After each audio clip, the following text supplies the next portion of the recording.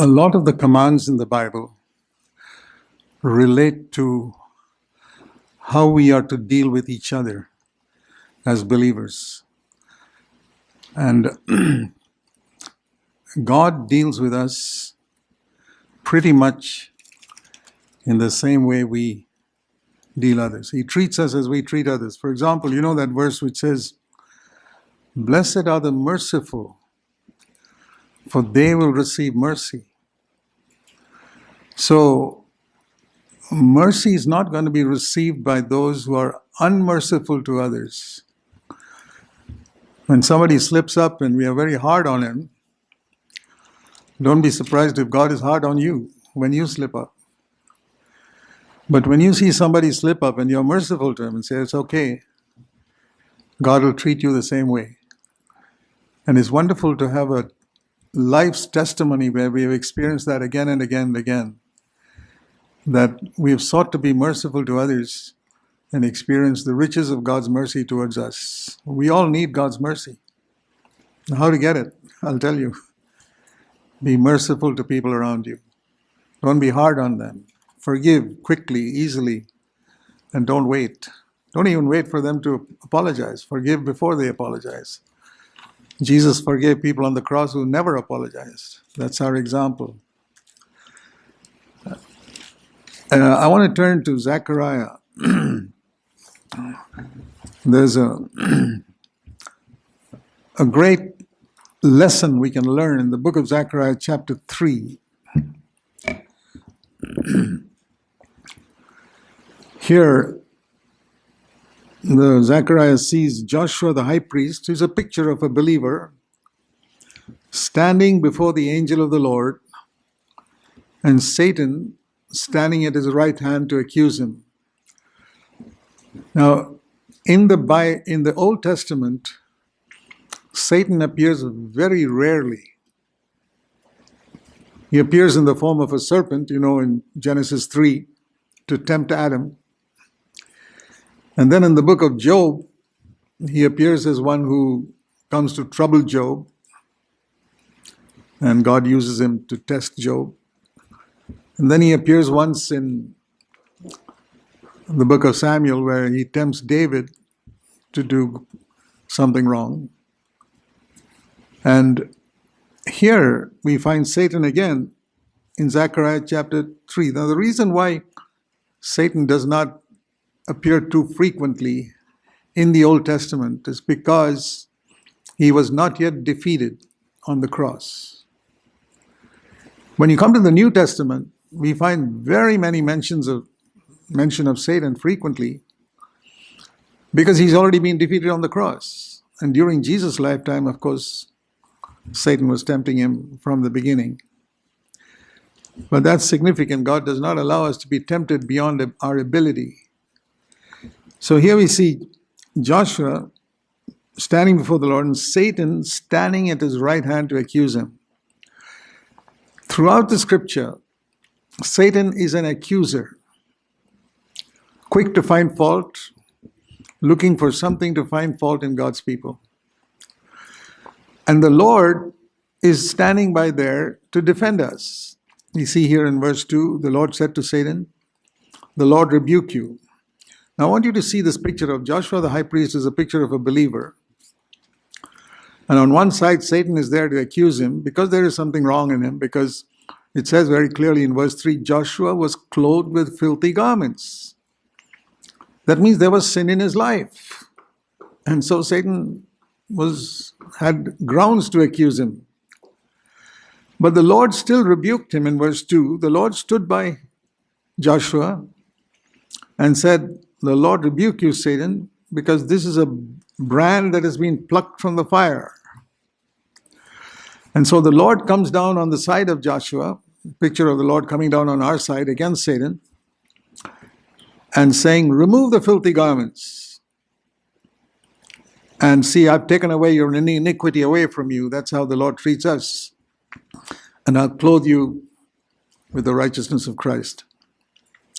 Now listen to this. This is the best part of it. Zechariah, young man, who was watching all this, he pitches in And he says, not only that, Lord, put a clean turban on his head as well. And the Lord did that in answer to Zechariah's request. Now, the point I want you to see here is, it's a similar situation we face today. Satan is always there to accuse. And you see that mentioned in Revelation in chapter 13. In Revelation 13, we see Satan is first of all called, in verse 9, the deceiver of the whole world. Revelation 12, not 13. Revelation 12, verse 9, Satan is called the deceiver of the whole world. That's a title given to him. And that is what he does. He deceives people. But he's also called, in verse 10, the accuser, middle of verse 10, the accuser of the believers. He deceives the world and accuses believers. He's called the accuser of the brethren, just like we saw in Zechariah. As soon as he sees someone, he's there to accuse him. And it says here, he accuses them not only to themselves, but to God. Day and night. We can say Satan has got a full-time job, 24 hours, always looking for something wrong in some believer in some part of the world and accusing that person. God, see what that person did there. See, that chap claim. He doesn't do that for the worldly people. No. There he's just deceiving them. But wherever he sees a believer, particularly someone who claims to be following the Lord, that's you and me, and he sees something wrong, he immediately picks on that and says, God, see that. He claims to be your child. See how he behaved. See what he did. See how he spoke. See the wrong thing he did there. And this is a 24-hour job, day and night. Now, there's something else that Jesus does, day and night. Do you know a verse in the Bible which says that? Satan is the accuser, day and night, it says in verse 12:10. In Hebrews, in chapter 7 and verse 25, we see something that Jesus is doing day and night. It's the opposite. Hebrews 7:25. It says here about Jesus, he's able to save forever those who draw near to God through him, because he always means day and night, he's praying for them. So think of these two ministries going on in the heavenlies. Satan looking out to find something wrong in somebody and immediately talking about it and telling God about it. And Jesus also seeing it and immediately praying for that person. Father, forgive him, deliver him, set him free from that habit.